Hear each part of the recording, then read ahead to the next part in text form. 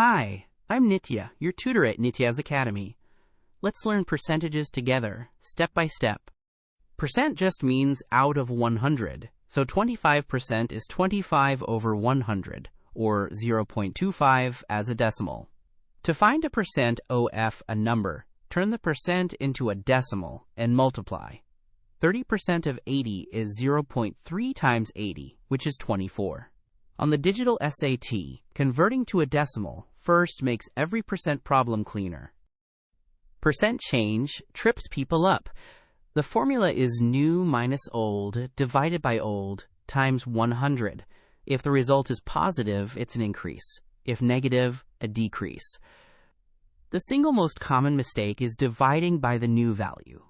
Always divide by the original, the old amount. The SAT writes word problems specifically to catch students who flip that.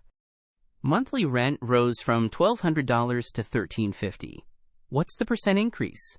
The change is $1,350 minus $1,200, which is $150. Divide by the old value, $1,200. That's 0.125. Times 100 gives 12.5%. Because the new price is higher, it's a 12.5% increase. Divide by the old number, always. A jacket is 20% off and now costs $68. What was the original price? If it's 20% off, you're paying 80%. So 68 equals 0.8 times the original price, P. Divide both sides by 0.8. 68 divided by 0.8 is 85. The original price was $85. Reverse percent questions are SAT favorites, so master this setup. Let's lock it in. 1. Convert the percent to a decimal before you compute. 2. The word of means multiply. 3. For percent change, always divide by the old value. 4.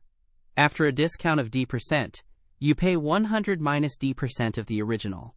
Set the equation up, then let Desmos crunch the numbers. Nail the setup, and percentages become easy points. Great work! Keep practicing with Nitya at nityazacademy.com for free lessons, worked examples, and practice.